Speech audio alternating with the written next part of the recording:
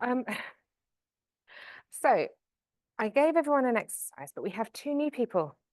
So I thought before we do a review of the exercise, I would do a quick rundown of what we discussed this morning. If anyone wants to shut the door, feel free, because I know that we're close to the food location area, which means it gets more noisy. Anyway, we went through, and you can get access to the slides that does the high level overview, and there will be a recording available to have the full details. But it always helps to give a feedback to people that weren't here so that they can know what we're talking about. It's always good. So anyway, I'm Helen Burge. I do accessibility more often than I should. And I thought I'd do this course to help people understand it's more than just the Web Content Accessibility Guidelines. I went through the history, how it all came about. We have User Agent Accessibility Guidelines, which is for what the content renderer, so the browser, the application. And there are a lot of guidelines for user agent accessibility guidelines that are often overlooked by browser companies or application creators because they believe it's okay to omit things like text resize or zooming on a mobile app because no one else does it. But it's outlined in the user agent accessibility guidelines that you should do it. And then there's authoring tool accessibility guidelines, which is for content where you allow people to create content with your tool. So things like the WordPress items, anything like that. And it doesn't have to be web-based, but if they are web-based, then you also have to cover WCAG to make sure that the product's accessible and what you're making is accessible. And how you address the testing is changing how you think. So for user agent accessibility guidelines, when you're testing the content, you often have to have accessible content, like stuff with image descriptions, to make sure that when you're rendering it in the browser, that assistive technology can hear those items. So it's not always about, is the content accessible, but is the accessible content rendered in the way you're expected, which is sometimes quite a lot to get your head around sometimes because it's changing your direction of testing. And for authoring tools, a lot of it is, I keep saying, help, providing help, guidance, how to use it, making sure people know what they need to do to make accessible content. For instance, letting them add alternative text is not enough. Reminding them to do it, telling them how to do it, all those sort of items can help with the authoring tool side. That's the biggest takeaway I've had from those two different checkpoints. User guidelines, sorry. User agent is about not just having a product that's accessible, but making sure that you render things in an expected way and you do not stop accessible content from being rendered in an accessible format. Authoring tools is about making sure the product can be marked as needed to be accessible as well. It's not always WCAG checks though, but it's about making sure that the product's accessible, the outer part, and the inner part is, are you blocking the user from creating accessible content? The web content accessibility guidelines are great, but they don't just apply to web, they apply to all digital content these days. Just because the guidelines haven't caught up with us doesn't mean that's not the case. And then I went through all the working groups and I didn't know what half of them are. I've got links in my slides, it's all good. Because when it comes down to it, there are groups for everything. There's the accessibility guidelines, which is basically the checkpoint, the guideline writers, authoring items. And within them, they have task forces, which are generally made up of W3C representatives plus sponsors and invited experts. And within there's lots of different groups. I'm obviously a member of one of them, and that's one I know about. If I didn't know about that one, I'd have been in trouble. Wilco would have killed me. And then there's community groups, which anyone can join. So if you're interested in contributing to the W3C, but your company won't sponsor, it doesn't stop you from taking part. Community groups, there are some controversial ones, overlays.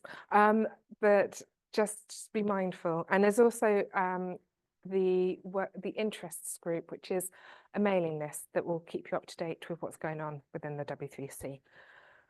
And then I ran through how to think about things to apply to the checkpoints, how to do the testing. It's sometimes changing how you think about it, but it's also not being literal.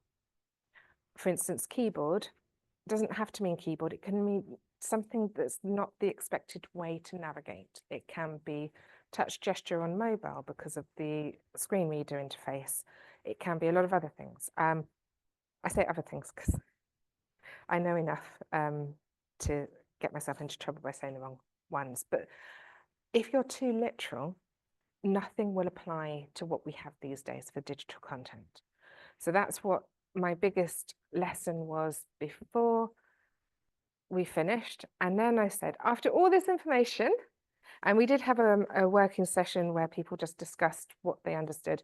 And a lot of people said the guidelines and the extra guidelines are all new to them.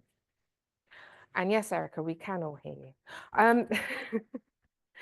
So the revised exercise was basically backing up from the previous one of saying, how would you amend your experience from your first experience? Like the first one was, what were you aware of and how did you test things? And what would you do differently? Now you know about these extra guidelines. So what I'm going to do is first open up to the people, hi people that are that I've been not chatting to.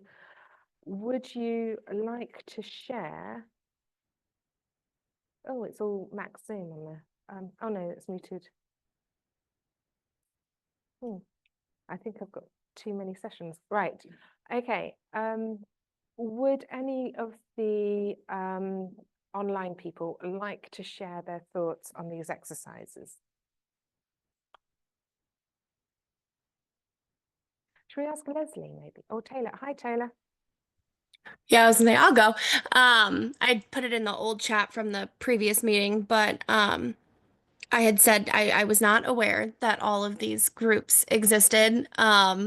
Despite like thinking I was pretty well versed in a lot of this, so that was comforting to know and will make a lot of things easier. So I had said I was excited to take this stuff back and, see how it could help us in our day to day. And one of the groups that seemed really interesting to me was the accessibility roles and responsibilities mapping. That's a mouthful. Community group. That's a struggle that like I'm working on tackling within our our team and then outside departments of like who does what within all of these teams and how can we all work together, and also kind of figuring out people that aren't super familiar, like developers that don't know a lot about accessibility, how can we help them get up to speed? And so that seems like something that could be very useful for us. Cool. Yes, Denis Boudreau was one of the creators of that group, and yeah, I did do a bit of reviewing for some of the items. I didn't do a lot of work, but I know enough to know that the work they're doing there is quite good. It's all about working out who's responsible for what. And every client I've had has always asked me, so who should be in charge of this checkpoint? And I'm like, well, it depends on what the issue is. There's no direct, this is definitely design for color contrast. It can also be developers, because if the developers input the wrong hex code or are not aware of the checks for the colors going in, they can have an accessible design go in inaccessibly. So it's not like it's one person at fault. No.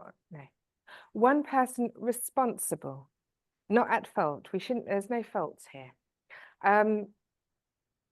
But yes, so I think that's a pretty cool one. How about you, Harrison? Yeah, from what's it called, product standards of view, I feel like it's kind of helpful. Again, I wasn't sure of all these other groups, but sometimes you create a product and obviously most what's called companies make products with the goal of it's being accessible for everyone and people liking it. But to think of, you make one thing, you think, okay, everyone is gonna like it.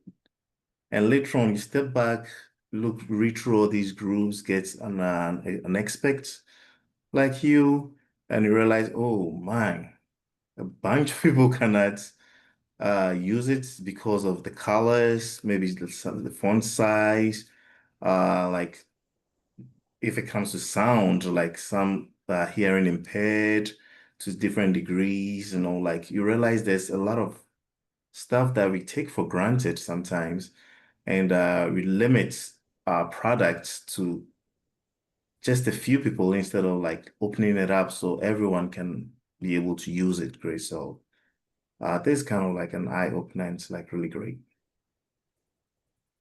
Thank you, Harrison. And I will say I do work with Harrison outside of here. Yeah, sure. The volume,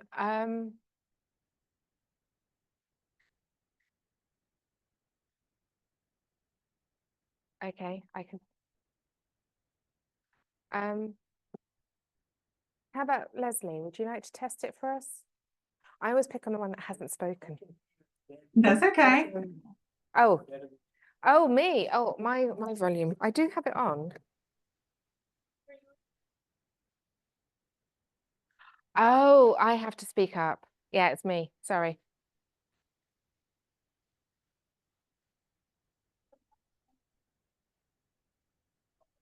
It's just for the, sorry. I do this a lot. I do get told off by people because I speak quietly, as my dad was extremely loud and partially deaf. And growing up with a very loud dad meant I was very quiet. So I'm sorry.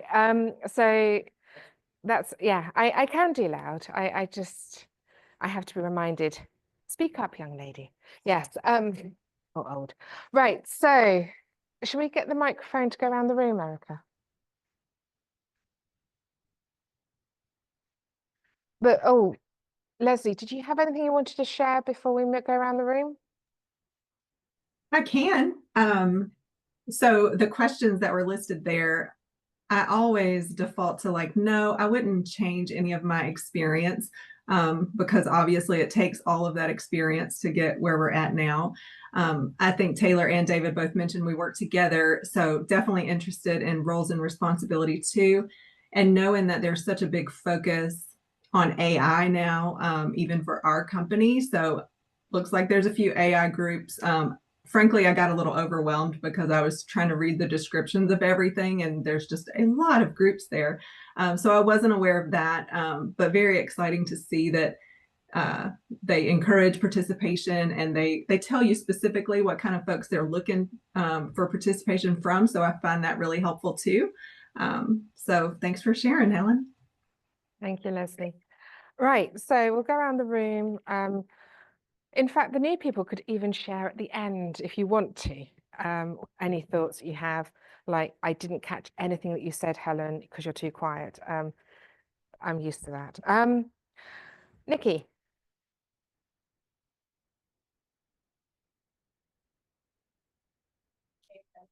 From the first exercise either, but it was really great seeing all of those different groups because documentation is near and dear to my heart.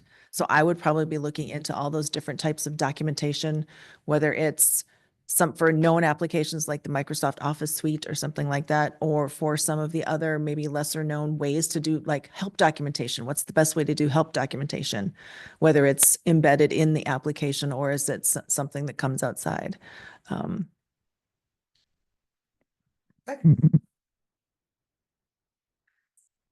Yes, I'm sorry, I haven't caught your name yet. Cora. Cora. Sure.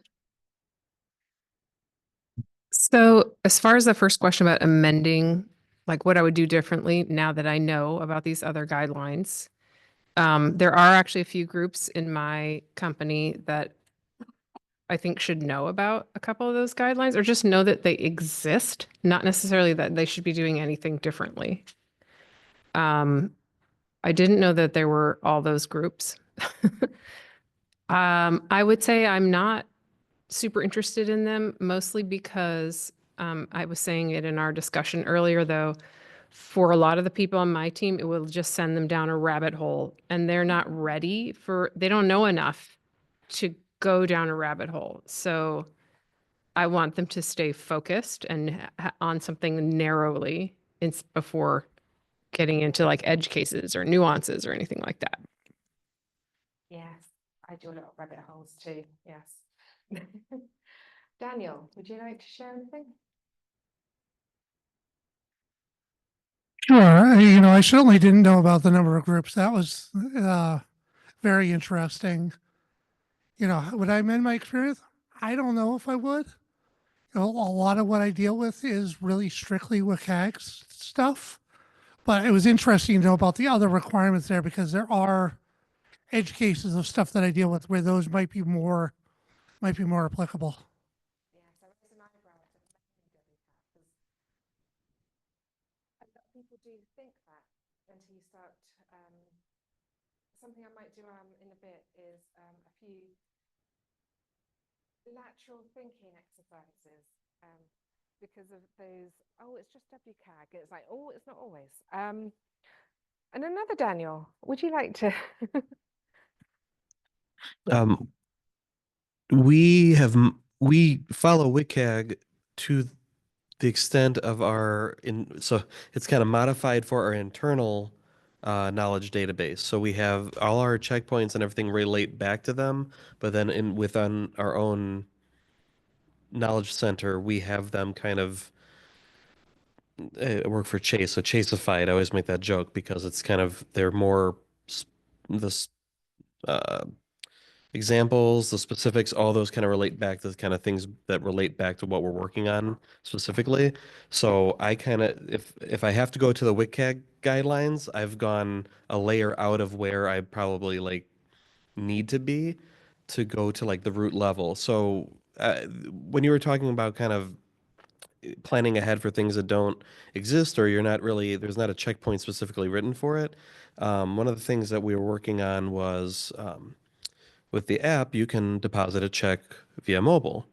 Well, if you're visually impaired, there's Be My Eyes and different services that can help you do that. Well, it turns out you can write your software so that you can locate and kind of zero in on a check. How do you write guidelines for that? So you developed a tool, it works well to its purpose, but then you're going to still have edge cases that might fail checkpoints that don't even exist. There's still going to be pieces of rules that you're going to write later for something that you just developed. So I get the whole point of that is you're trying to stay out ahead of it, and you don't want to nitpick and again wind up in a rabbit hole where you're causing them to build things that you're coming up with things that you're going to perceive as possible problems later. It's kind of you're kind of getting out ahead of the. I can think of checkpoints that cover the photo or the camera guidance. It's often information and relationships 131, because what the relationship on the screen, the announcements or the instructions, they need to be picked up by the screen reader and announced. It's not a strict example, but quite often, I often go by, if I have to see it to be able to use it, it needs to be understandable. It can also be a 133 at times, where if you have to rely on one sense to be able to use it, then it is. I know a lot of people go on about 133 being about saying, look at the green button on the corner of the screen. But that's an example in the understanding. And a lot of I think sometimes when it comes to the guidelines, we look to the understanding without the realization that understanding is just there to clarify the point. It's not the be all and end all of how to test something in an accessible way. And we often don't go further than the understanding documents, and that can be a blocker. Because like I say, the 133, before WCAG 2.1 came out, I would say status messages not announced would be a 133. And I was told, no, you're doing it wrong, Helen. It should be 412 or 131 and I was like, well, but they're assuming you can see it to know it's there. So isn't that the same as, and I'm like, well, technically everything, I was like, yes, I know, but if it doesn't fit, so yes, it is a rabbit hole. And I think so long as one success criterion is seen as definitely failing, sometimes the numbers applied to it don't matter that much. It's the principles behind it. Is it perceivable? Is it operable? Is it understandable? Is it robust? And that's a lot that we sort of get into the weeds. I keep saying we get into the weeds a lot as testers. We end up making a scenario that is making a rod for our backs. So I'm with you there, don't worry. Sorry, you got me very excited then. And Abhijit, would you like to share anything or too soon? Too soon. Too soon. That's fine. That's Oh, I had a quick thing. Yeah. yes, go ahead. I've been playing along, spying along. So I actually would amend my experience from the first exercise if I had more information about specifically ATAG. That would have really changed how I give information to clients who are working with or selecting a CMS.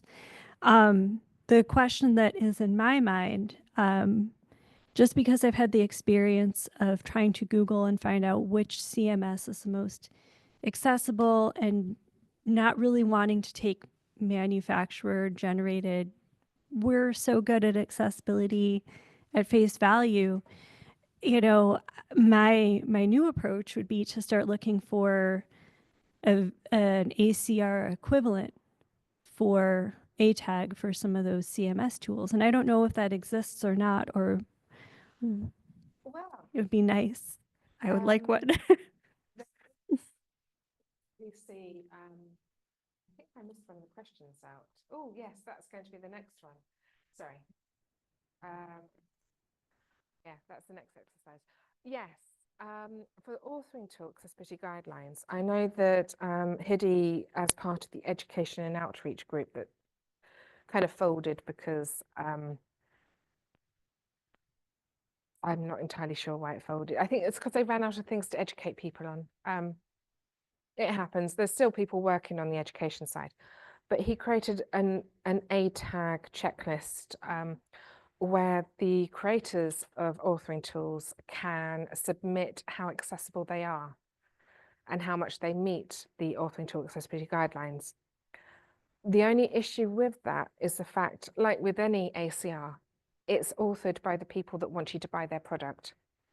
And I know with any official report I've done, even if I'm honest, once I've given it to the client, if they want to change it, and they do, I know they do, Harrison. It's one of the, sorry, it's an old joke, but it is one of those things that you can give something that is impartial to a client, but the client can choose to edit it. And they want to give the best picture. They don't want people to know what's going on underneath as much. And I think that's the same with everyone. It's like when you ask a developer, do you build accessible websites? They always go, yes, because they hope you don't want to ask any more than that. And when you do, they end up charging you a fortune with their research. Nikki gave an example earlier. So basically, when it comes down to accessibility, it is very easy for someone to quickly say, I'm accessible, but not be factual, or not be aware of users that might have different experiences from them. Because I know one of the issues with accessibility is understanding the users and how they interact with content. Like if you haven't met a screen reader user, when I first started accessibility, I sat in a cupboard with the screen reader reading a whole page. And I just sat there thinking, this is how blind people work, isn't it? They listen to everything. I felt like such an idiot, that's Irish for an idiot, when I found out I was wrong. And they navigate, and they, just like with a sighted person, skim read to get to the information they want. And once you realize how a user interacts, you suddenly realize the oversights that you made, or the assumptions. Another one for mobile apps, I used to say that when the keyboard showed, when you went to edit a text field and the keyboard showed, the focus should jump to the keyboard. Until a blind friend of mine said, Helen, you do realize when we've activated the field, we can tap the bottom of the screen because we know that's where the keyboard shows.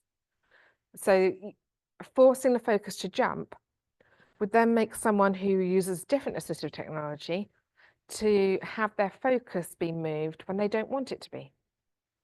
So the more, yeah, this is going down another rabbit hole. But it's true, isn't it? We can, like Daniel was saying for the check verification, we can overcomplicate what we need to be checking for.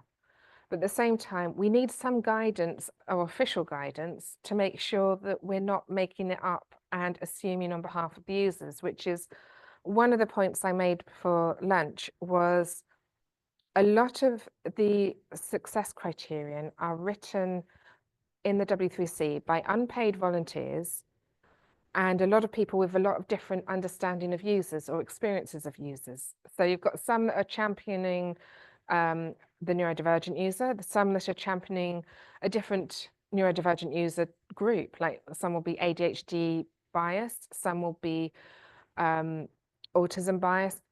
It's all down to your personal experience as to what you are biased to or what you know about. And what you know about and what makes sense for that group will contradict another group altogether. And that's why it takes so long to get these checkpoints published, because you have to get a consensus that works for all users, which is why there's not many neurodivergent checkpoints, because it's very difficult to get a repeatable, easy to execute tests that will cover all the different groups. And also because they couldn't ever agree on what should be tested because of the very diverse nature of the neurodivergent group. And because of the fact it takes a long time to get the industry experts to agree on a direction and what is testable, I gave an example about the touch target size, in the fact in 2.1 it should have been a level A with 44 by 44 pixels, but the reality was implementing that in the different devices was not going to work. So it came in 2.2 as 24 by 24 with the idea it's not always the touch target size, but the area around the touch target as well, so that you're not accidentally touching more than one, unless an exception applies, like it's in a paragraph, like a paragraph with 3 links, then that's an exception to the 24 by 24. And it's that sort of thing. When you see the high level, oh, they don't want the touch target size to be increased. Oh no, they're evil. When you look at what they could agree on, it makes more sense. So, sorry, I'll get off my soapbox now. So, and I was right, I haven't thought of much content after this. So, imagine you are creating a new mobile application. What would it do and how would you test it? This is something I didn't have up before the lunch because cunningly, that's what I wanted you to do now after we had a discussion about how you would change things.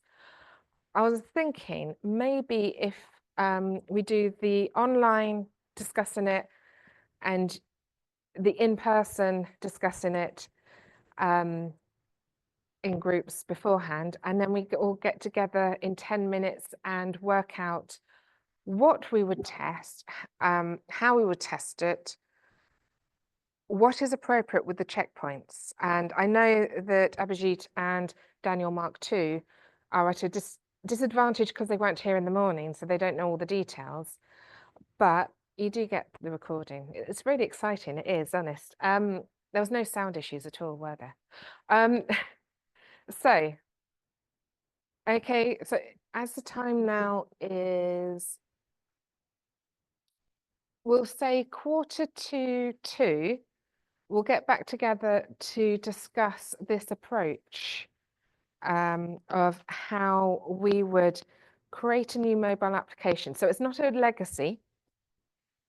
So remember, I mentioned a few things about these legacy ones and the keyboard contrast or the focus indicator.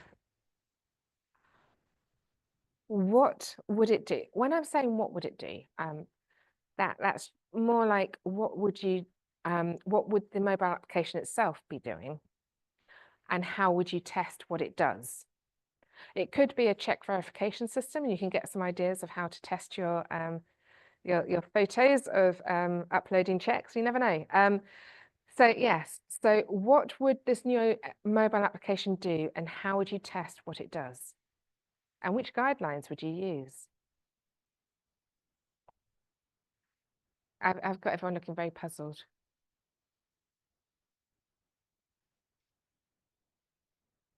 Yes, and to discuss number 4. Okay, so online guys, you know the drill. Oh, okay. In that case, everyone could just okay. Well, sorry, Erica. I'm interrupting your lunch. Okay, so it's just going to be individual. So say you had a check verification mobile application. I'm going to use that as an example because it's been given already. And how would you test this mobile application that's brand new against the checkpoints? Which checkpoints would you use? Would you use the user agent at all because it's a mobile app? And what approach would you take to testing it? And what would you consider a pass? I'm looking at you, Daniel, just because I'm trying to keep the new people included. Yes. But yes, feel free to share your thoughts and then see if anyone has ideas. I would work backwards from what's a success then. So success would be users notified that their check has been scanned and accepted and for the amount that they had expected it to be. So all that information when it's complete, the end user should see check accepted, deposited for $100. I don't we'll leave the routing number and all that other junk out of it for right now. When we had discussed this app, so you have somebody who might have motor issues that can't maybe hold up a phone over it. That's another, you can start isolating the issues that you're trying to solve for. For visually impaired, my mind instantly went to kind of almost like a metal detector as the expected item gets into the frame, in this case a check, it might go beep beep beep beep beep, gets kind of, as it gets closer, they're getting an audio cue that they are on target for what's being scanned. And then again, some sort of verification for when it's in frame and is complete, there's some sort of notification for them to understand that it's complete. So that's what I want it to do. So now so I don't know if anyone wants to talk about how would I test it? We had users come in that were visually impaired and test it. And that was, how would I would test it with the checkpoints that we go through our normal process of checking everything on the mobile app and site. This was a special case where we brought in an additional firm to make sure that it was working the way we kind of expected it to. And again, I'm always blown away completely. If you have an application or something new that you're building and you don't have somebody come in to either volunteer or do it, that, not someone that you're catering to, but at least a visually impaired person, it is always just incredible. It's like you said, you said you listened to a whole page going line by line. I remember I watched a video, it was years and years, probably like 10, 15 years ago, about someone using eBay with a screen reader on. I was just like, oh, that completely changed my concept of how someone would use a website. So, all right, going back to the check thing, I went off on a tangent. Would anyone else like to add to the app? Or does someone else have an idea? Online, if you want to speak up, just raise your hand so that Anyone coming in from online? none that I No. can see. Then I'll go.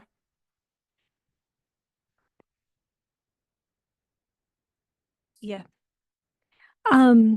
So I would also add on top of testing, and I mean, I have a usability background, so I'm always thinking about the usability tests rather than the code level tests. I would also check all the error messages as well.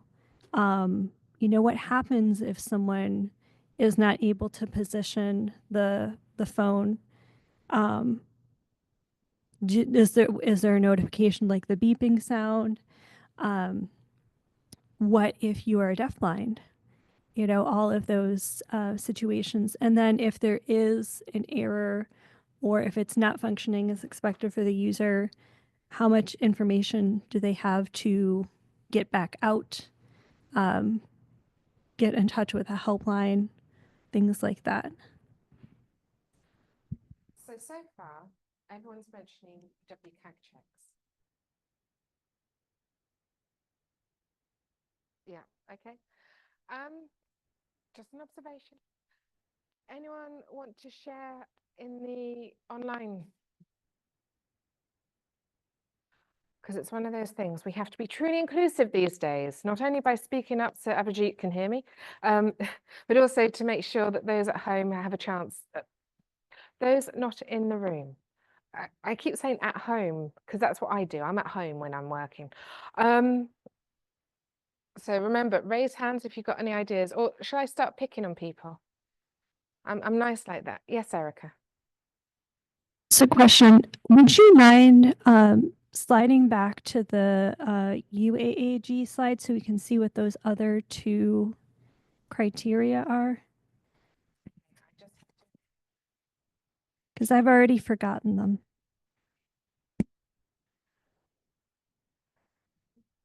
A quick UAAG checklist. Oh no, I went.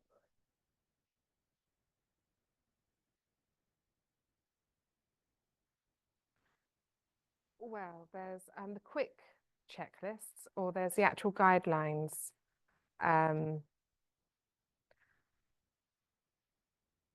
These are the actual guidelines for UAAG. There's a lot. Oh yeah, I go too quickly sometimes. So that's how many guidelines there are for user agent accessibility guidelines. But if we go to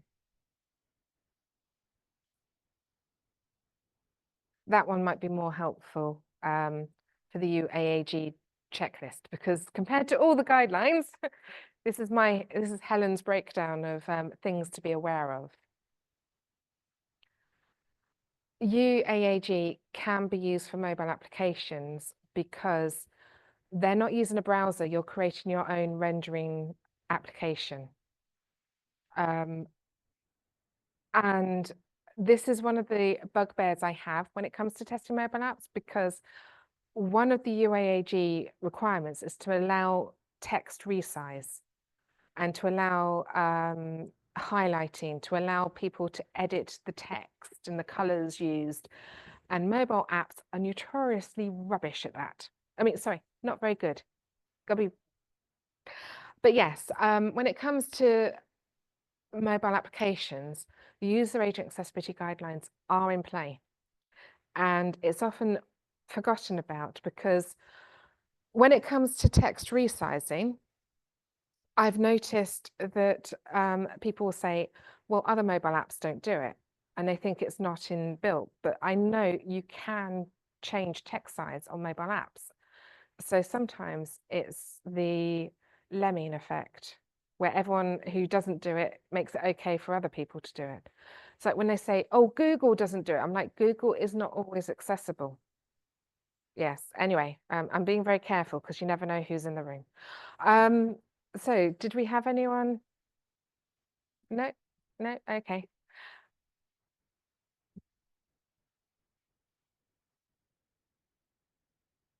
I feel kind of inadequate now. I have never heard of these guidelines.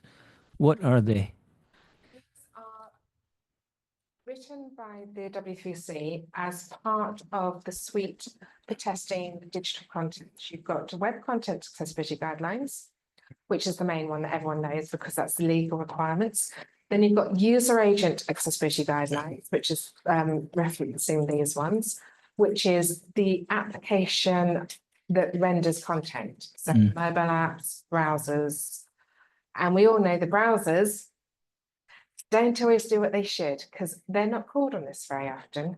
A lot of people, when I spoke to the W3C about these guidelines, they were asking why was I using them? They didn't think anyone used them anymore, which says a lot. Yes. What about a video or, sorry, video or audio, like a media player within, regardless of browser, just some like a third party Brightcove or something that handles that? Is that what this criteria would follow? Okay. Yes, anything that renders content. Specifically, so I'm looking for something in a browser or in an app, but it's hosted by something else. Okay. Yeah. So things like if you have a YouTube video and they do auto captions, I know people call it a rude thing, but it's better than nothing. And that's down to them rendering it. They create those auto captions. Not all video streamers will add that in. And that is something that allows for inaccessible content and being able to work around it to fix it. That is part of UAAG. So yeah, has that helped? And the other ones are the authoring tool accessibility guidelines that more people have heard of. And that's the ones for people that have a product that can allow other people to create content on the web. So things like Facebook or Meta, that is an authoring tool because you're creating content for your friends. Not everyone sees it that way though. They often think of it as web content, but if you're able to post, you're creating content. You can also have things like WordPress that is creating full websites. You've got, I always say WordPress because they are quite more well known. There's a lot of CMS tools out there that help people write their code. And these days, AI, a lot of people are using AI as a way to author content. And a lot of AI tools do not meet ATAB. So has that answered your question, Abhijit? Yes. And so things like WordPress and Drupal are considered authoring tools. Yes. To answer your original question, how would you test for it? On my way here from the airport, I tried to use my mobile phone to scan my credit card to pay Uber. And it was very bright. The credit card numbers are pretty large. By no means they were not, they should have been scanned by the iPhone quite clearly. Unfortunately, it didn't. And what would happen is the error message that I got was the bank declined payment. It had nothing to do with the bank. It had everything to do with the camera's ability to scan the numbers appropriately. And because I'm a sighted person, I was able to change 2 numbers and then the bank approved the payment. But if you're visually impaired, they have no idea why the bank declined the payment. That's what they're going to think. And they're going to call the bank and the bank is going to tell them, we did not decline the payment. Yeah. So this is a situation in which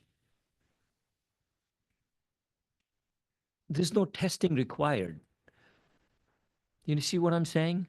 Yeah, I have a similar issue when I'm scanning in receipts for my healthcare. And when it can't, even though I can see it very clearly what the treatment was, it will sometimes say treatment can be picked up. Do you want to continue? And I thought that was much more helpful because although I won't test it with a screen reader because it doesn't actually work, but for me, it was more helpful because I can either manually input it myself, or I can try rescanning again, because I think iPhones have a less good camera these days. My husband's Android takes way better photos than my iPhone does.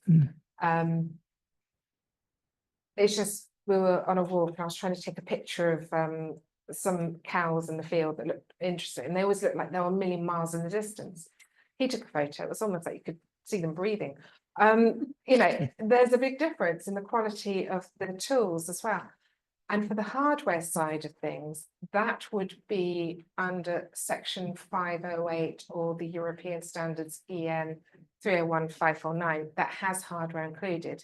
At the moment, the web content and all these other items are about digital content and not hardware. So then you're getting into the hardware specifications. But the error with the Uber app was the non-descriptive error message, which, when it picked up the numbers in the wrong order, it doesn't know that it's picked it up in the wrong order because it's just going by. So that one, it would be good if, when you have the confirmation of what's been scanned in, that you hear the information so that you can check that what has been scanned in is correct for what's in the system and what you know to be there. But this is why I think payments, card scanning and so on is so complicated, because people don't think of these edge cases of what if the camera's not good enough? What if it's too sunny, the reflections causes it to mix things up? And that would be where you'd get a company to make, well, not a company, a group of users to give you feedback. But then again, what if you've got users from Ireland, that's where I'm from, by the way, that have a very wet, rainy day? They won't have the sunshine reflection issues that you had today here. So sometimes it's situational as well. To try and get truly inclusive testing, we need lots of different cultures, lots of different disabilities, and lots of different weather types. And even then, we'll be missing something. Any on the moon, you reckon? When it's floating around and you can't keep up? But yeah, I mean, you can get too diverse with your testing. I do think the usability rule of 6 users should give you enough understanding. So 6 visually impaired users that use a screen reader on a daily basis would be good for one group for the screen reader testing.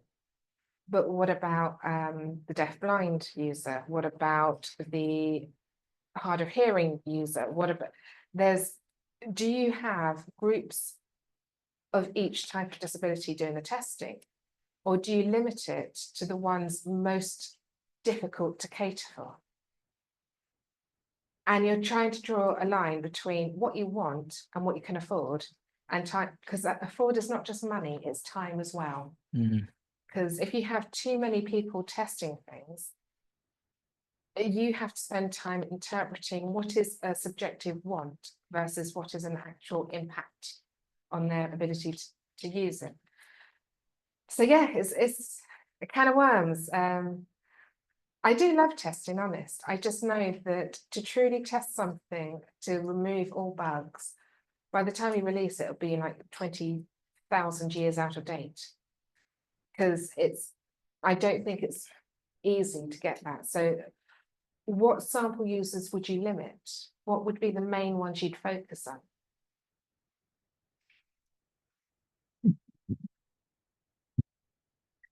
I'm asking too many questions now. Anyone?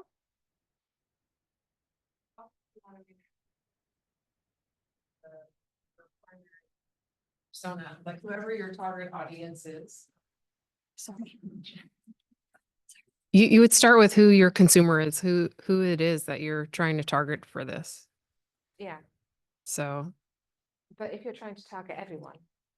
okay, you're obviously not ever going to target everyone. A 6-year-old child is never going to have the same mobile app needs as an adult. Have you met rich Yeah. children? Depending on the product. Apparently not. Sorry, we've got someone talking.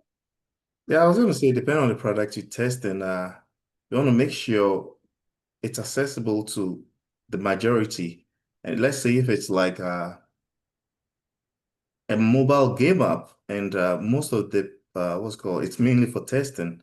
So if the consumer or the customer cannot use it, that's a major thing. So you have to prioritize the bug to, are they able to use it? And kind of prioritize it as like, oh, if they cannot get access to it or use it, then that's kind of like a high priority. But if it's if they're able to use it and there are certain really minor problems, then you can actually reduce the priority. And so based on that, you can prioritize on the main ones to fix, and the less priority one that they can use it and can be fixed later, you can actually worry about those later on. But in this case, in theory, you would actually have a ton of data about your users. If you're a bank that is making an app to scan checks, you have a database of who those people are, how old they are, you know, what gender they are. You, in theory, could have that database. Like you would mine that data for, okay, let's say we have 100,000 customers, 20,000 of them when they signed up, you know, said that they had a disability. Of that 20,000, you know, this many had a visual disability, or like whatever those breakdowns are can really help you focus your testing to have the greatest impact on your actual users instead of just sort of everybody on the planet. But how many people with a disability feel happy to disclose it? Because there's a lot of people that are not happy to disclose, or in my dad's case, admit that they've got a disability, like he's deaf, he's really deaf. And me trying Right. to tell him he's deaf, obviously he can't hear me because he's deaf.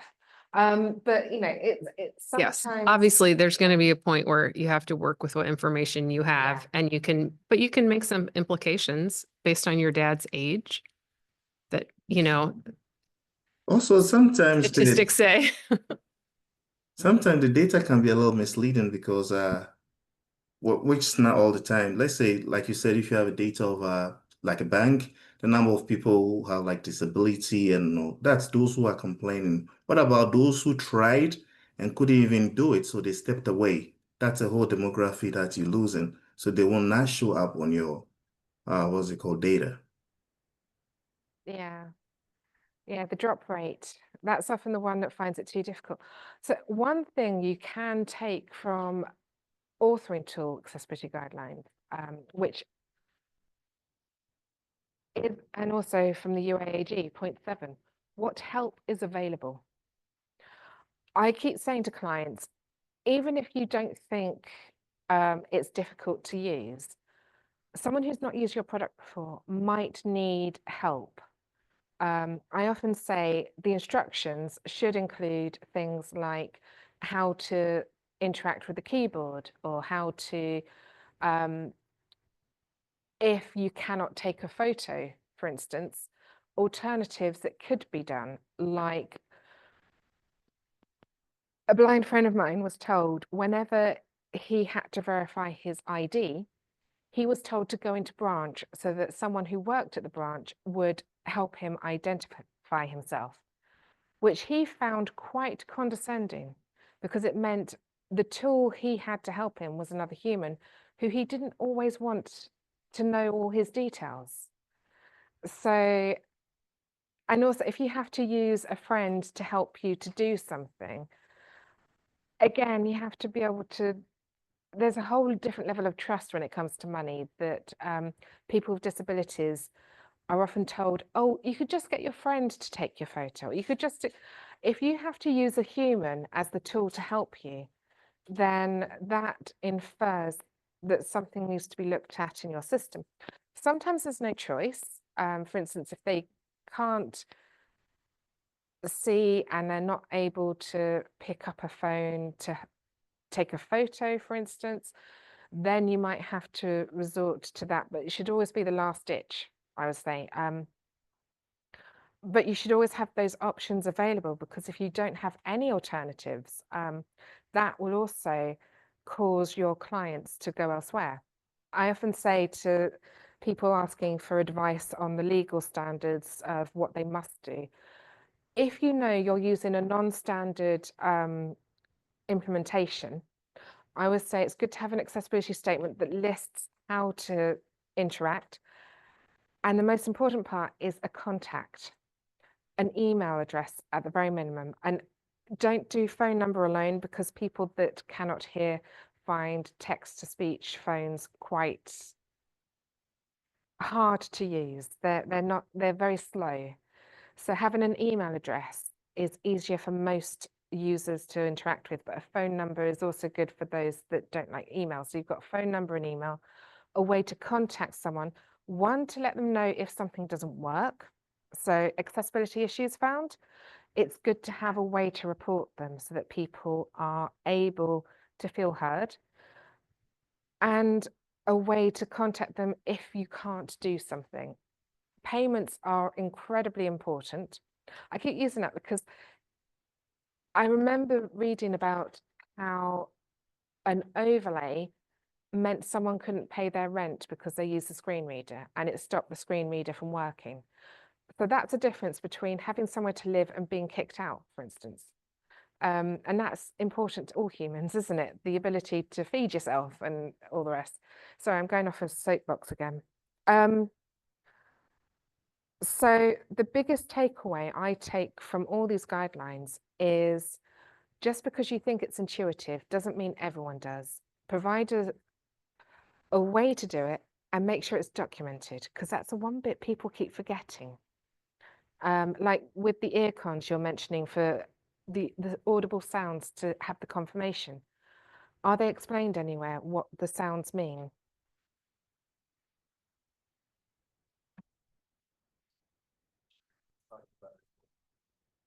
So yeah,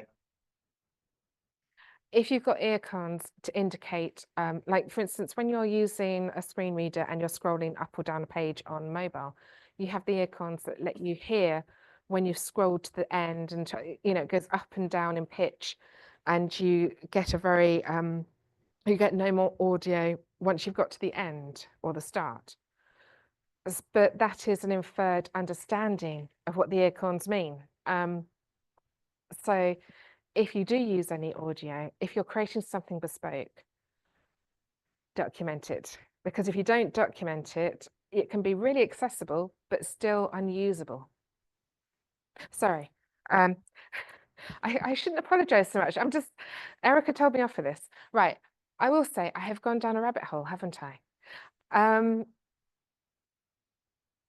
Are there any other thoughts on that last question about how would you test the mobile application? What UAAG items would you be checking? Because we've thought about screen reader and the audio, but would you be checking text resize? Because that's a UAAG and a WCAG, because does the application allow you to resize text? That's a UAAG. And then if it does it render in a way that it fits on the page? So that they go hand in hand, some of them.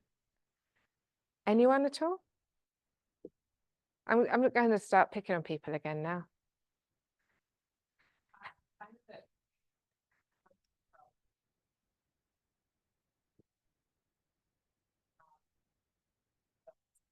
Do we want the microphone? Sorry, Cora, isn't it?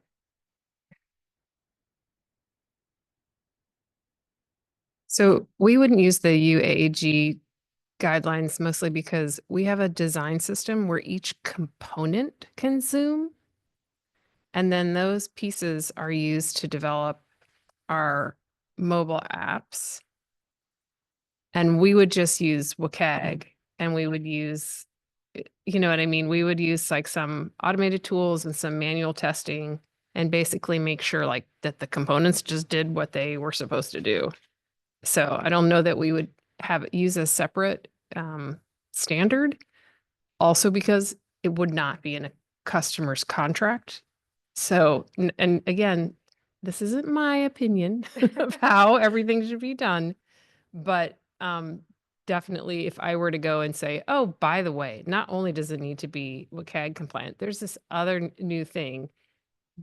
it would be immediately would be, is this required? Meaning, is this in our contract? Yes. So, The which is contractual- always a hurdle. Yes, I have to admit, when it comes to the contractual obligation, because WCAG is often a legal requirement in all the countries, that's the one standard everyone does to the. When it comes to UAAG, like I was saying with the text resize, that helps with understanding what's at fault for the issue. It still gets caught in one of them, whether or not you're allowed to resize text, but it could be the application rendering the content at fault rather than the content being at fault, which I always find fascinating. Developers don't really like it when you point out it's their fault either way. So, because they often will say for that, oh, it's a design issue, when in actual fact, they've blocked it from happening. Yes. Sorry. Really, they start with none of the people using this application are disabled. Mhm. That's the, I can tell from like calls with new products, even on our side. Do you want to wait for the microphone? Sorry. Well, it's the reason that they, yeah, the reason they say that in the case of some of our software is very for an internal, like IT administrator, who, if they were disabled, probably already couldn't do that job. So that's their thinking. And my thoughts are, if you build it, they will come. Like, you know, There are also power users that bypass, Yes. just because assumptions. I hate them because the amount of times I've met a disabled IT support person who has felt frustrated because their condition is not even thought about, or not condition, their disability is not. So I have diabetes, which I call a condition, but other people call it a disability. It's all swings and roundabouts. But anyway, whatever term I use, I'm going to offend someone. But when I meet someone, more often than not, neurodivergent is the most common form of disability I've found with IT support. Partly because they can focus way better than the neurotypical. But it doesn't matter what disability you identify with. An accessible product is more intuitive and more useful. And whenever I get told, oh, but our client base, our users aren't disabled, I just mentally sigh. No, it's one of those, you hear it so often, don't you? So what's your- That's when you're on a conversation where someone's product has too many issues, that they're finding too many checkpoints.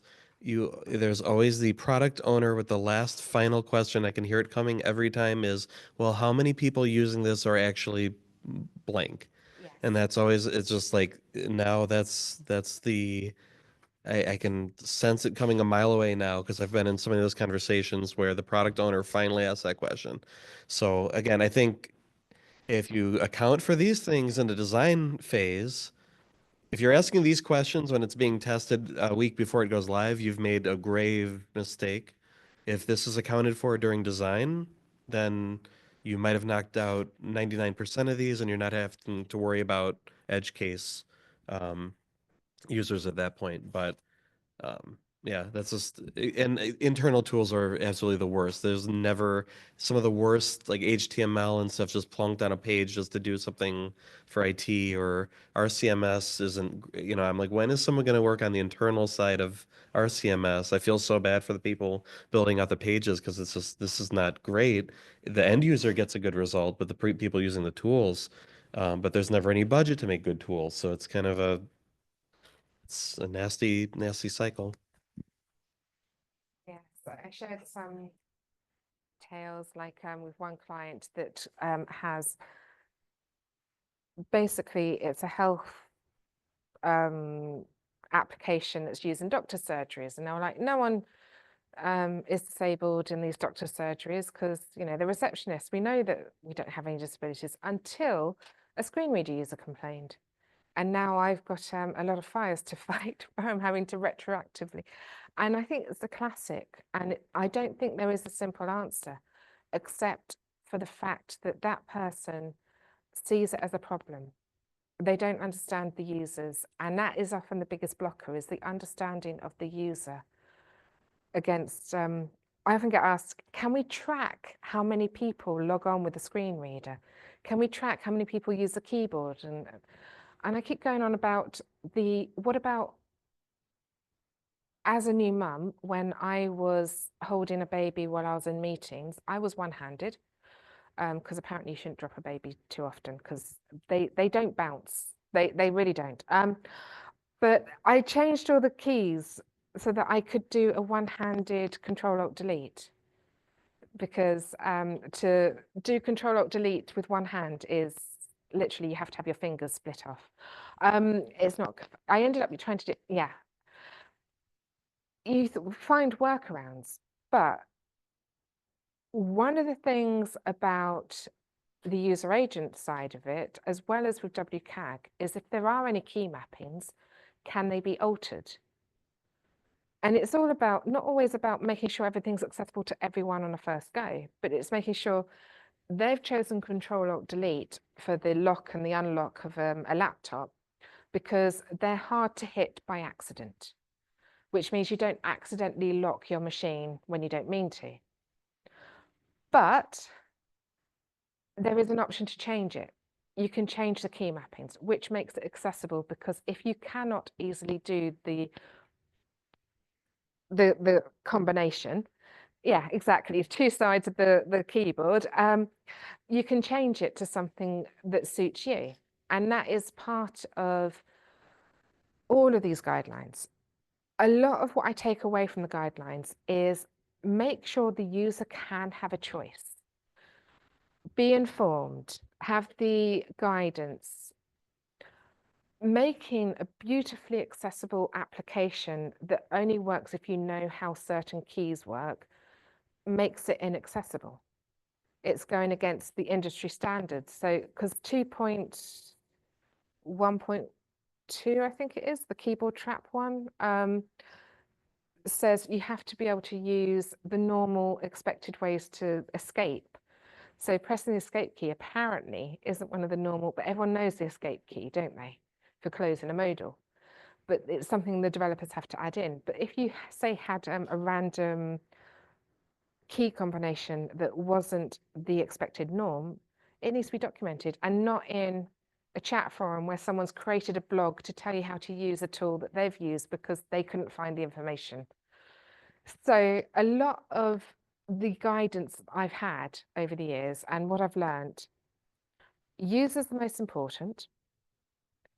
If a user feels unheard or unable to use it, they're going to walk away. Your client base, if it's a paid product, will reduce in size. The goodwill will reduce in size.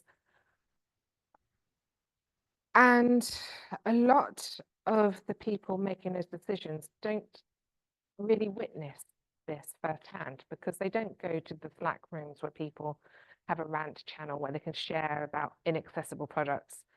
They just didn't even notice the client in the first place. It's quite a one thing I do like about the European Accessibility Act is the fact the user is given a voice. They can complain to their local authority about not being able to use your application if you've not got a way for them to report it to you. And this authority can investigate and then let the company know that they're being investigated, see if they've got any action plans in place. And if they don't, or if they completely ignore it, they can ramp it up to the, if you're in Ireland, jail time. If you're, I keep saying that because I'm in Ireland. I work for a company. I might get into jail. I've been told it's not a holiday. Okay. Just saying, I'm not actually looking forward to that idea. But there's also 10% of your revenue can be a fee for some countries. There's a lot of, if there's 27 member states each enforcing accessibility, and if they each investigate you, you could have 27 different penalties I think it's Switzerland or Sweden, one of them that fines you per day until you start fixing the issue or addressing it. It's going to be interesting. I would love to see how this is going to be enforced, because there's a lot of theory going around at the moment, but we all know governments aren't funding it as well as they should. So it's going to be, let's see how it rolls out. But the theory behind it is great in the fact that the user's voice is heard. The user has a place to complain to if they can't complain to you. And if you ignore it, you'll get a penalty. So we'll see what happens. Yeah. So to answer my own question is, always think about what you're trying to achieve. Think about, is it something people will understand without needing to know anything extra? And make sure that the users their experience is the highest priority. So I always say, whenever it comes to accessibility, the approach I take is look for the blockers. What is going to stop someone from interacting, getting end to end? For instance, having a submit button without a role and a name would stop most people. Or a submit button that's a link without an href, you know, those sort of things. It would stop someone that uses the keyboard from interacting or being able to know. Anyway, I think anything from those online? I know it's because I keep picking on them, isn't it? I keep coming over going, hello. I can make eye contact with everyone else. I'll come over here and I'll look into the camera. Hello. Sorry. I shouldn't do. This is why I don't go out much. I've had a lot of coffees today. Jet lag, yes. Any questions at all on anything apart from the fact I need to speak up? Anything at all?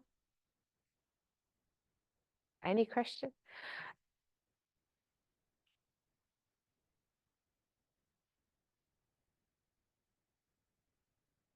No, so I've answered everything. Oh, Erica. Okay. You got to find the. All right. So since no one had any other questions, I'm going to ask this one.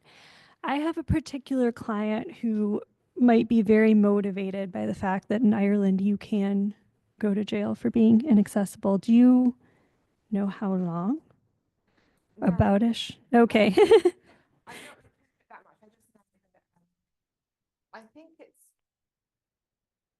I don't know how they're going to enforce it. Who's going to go to jail? Okay. If it happens to be your employee that lives in Ireland, I'm the only one that works for Teslio in Ireland, so I'm not happy at that idea.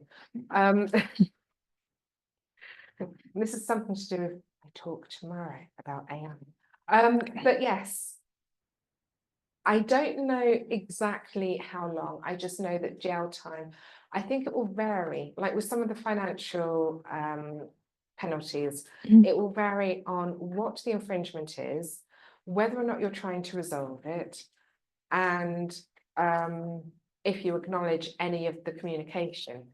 I think the more collaborative you are with the people letting you know, the less likely you're going to get fined. It's like with a lot of the charities, they will let you know if something's not working. They'll give you time to respond to their concerns, and they'll work with you on how to fix it. The working with you does often involve them getting money from you by doing audits and so on. But it means people ends up being more accessible, and the court cases are less likely. The court cases only happen if you ignore everything and it has to go to court. So it's going to be a similar approach with the EAA. Okay. 18 months. Oh, you Googled it. I looked it up. Yeah. Oh, wow. Online, 18 months of jail. Well, this client's not a, It's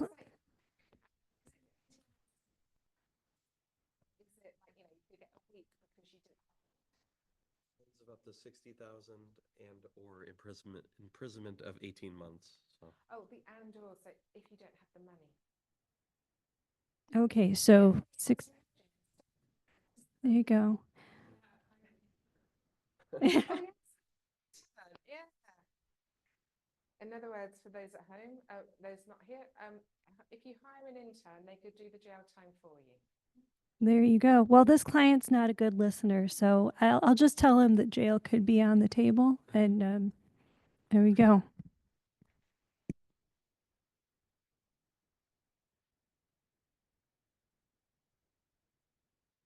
Potentially the largest university in terms of enrollment in the country. If you had to advise a client that has many subunits within the parent organization, and each subunit has its own sense of pursuit and its own requirements for doing their work, and have the ability and potentially sometimes even the money to go do purchasing, procurement as and when necessary, that does not have to follow a sort of a central umbrella set of guidelines. If you want to buy software, go through this route, but they could go that route. How would you, if you're consulting with such a client, what would you tell them when it comes to accessibility? To give you a specific example, there's a clinic of speech and hearing, and they have a staff of 120 that went off and started using something which had a terrible ACR, potentially fake. They just made it up, it seems.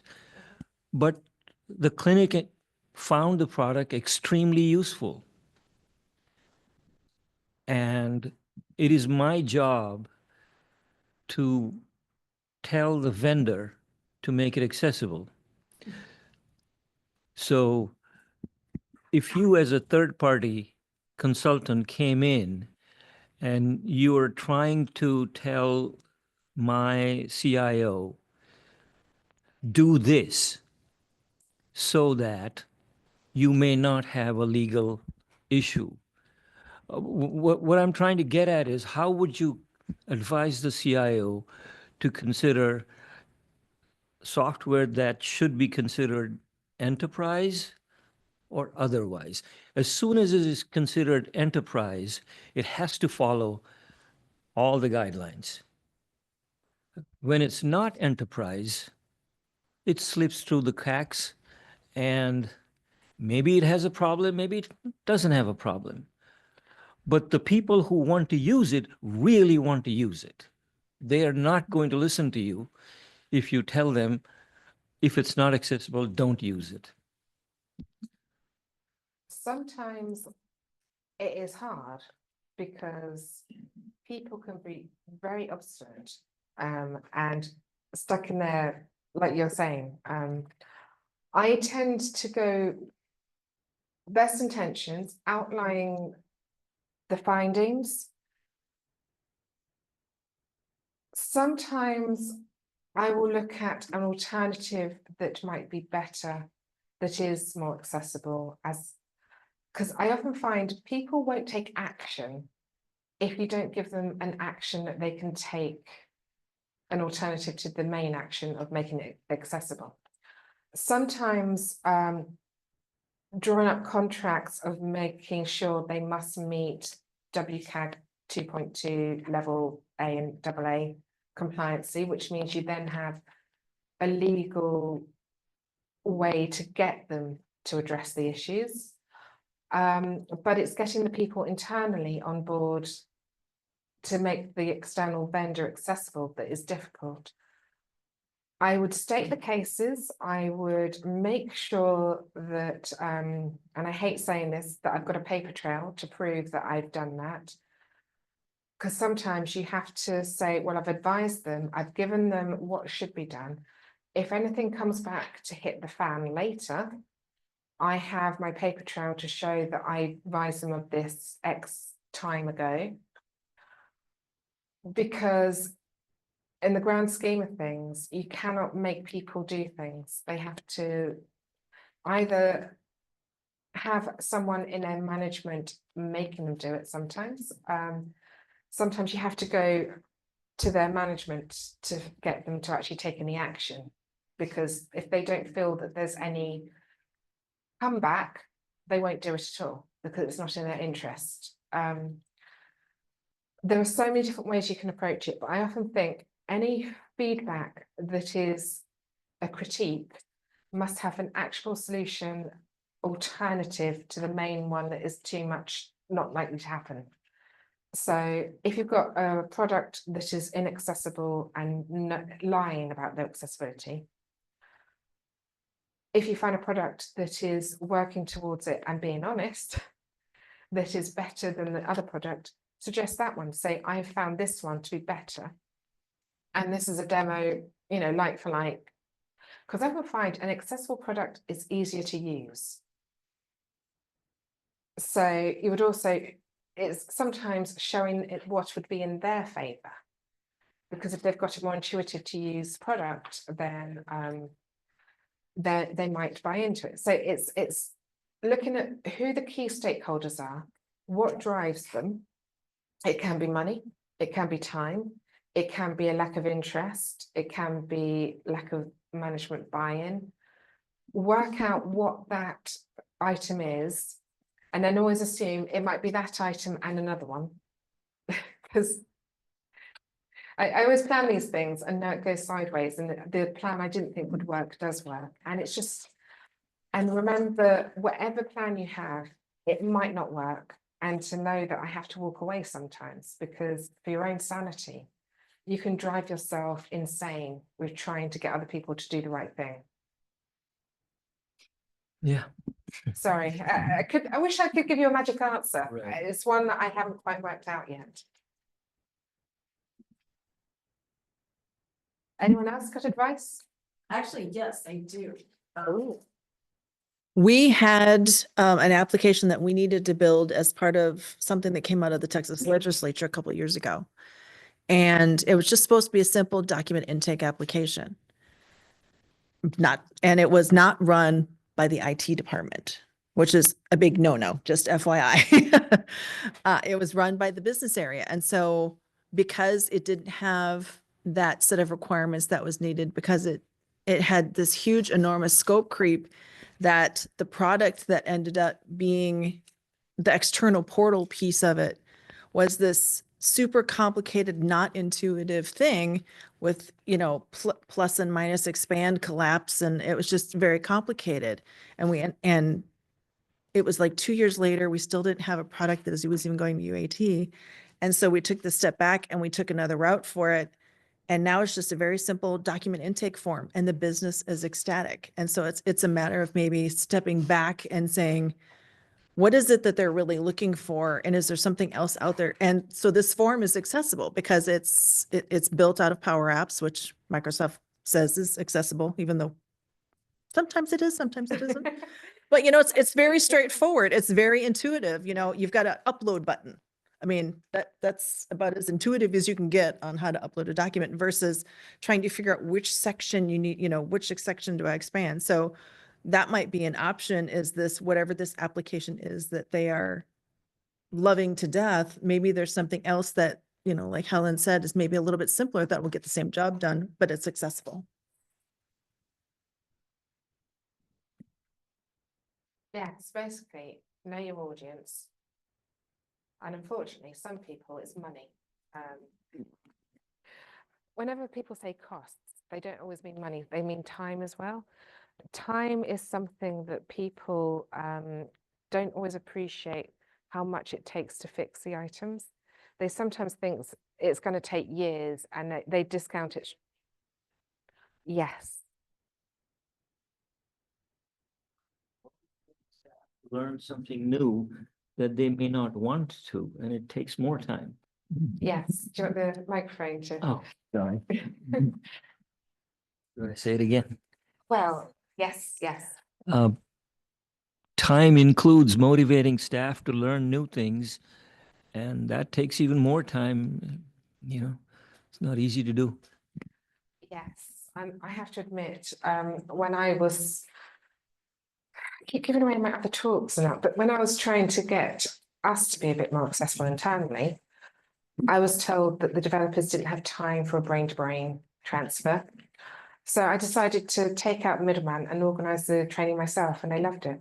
So it's sometimes knowing that you can just organise a training session.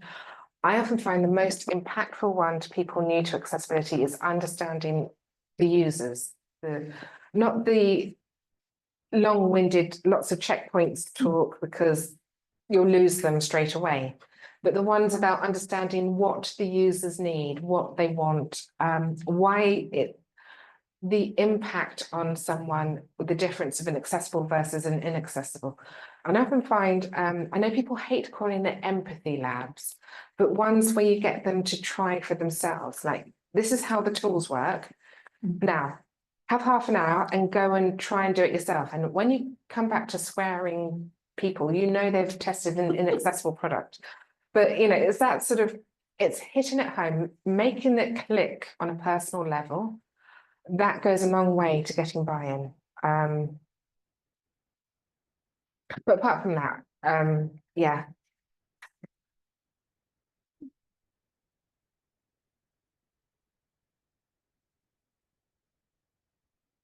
Thanks, okay. Oh, you're working the room, are you? Yeah. I was like, oh, excited, he's got a question. That was the tech guy. He got me excited there. I think unless anyone's got any questions online, we can finish an hour and a half early, which is a lot later than I thought I was going to go, because I thought I was going to finish at lunchtime the way I was running through it all, which is this as well, or Abhijit and Daniel Mark II would have missed everything. So it has been a pleasure, for me anyway, because like I say, I was expecting, I had lots of different opinions, but I did think no one's going to turn up. So I'm glad people turned up, so thank you. You made my day. And I will be here all week, except Wednesday. Yay, enjoy the sunshine. And if you don't have sunshine where you are, enjoy thinking about sunshine. Because, you know, some people might be somewhere a bit wet.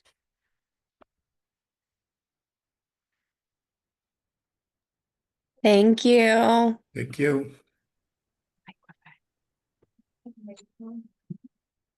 Gonna head, but then I heard the thank you come out of there. Who is that? Audience. The audience.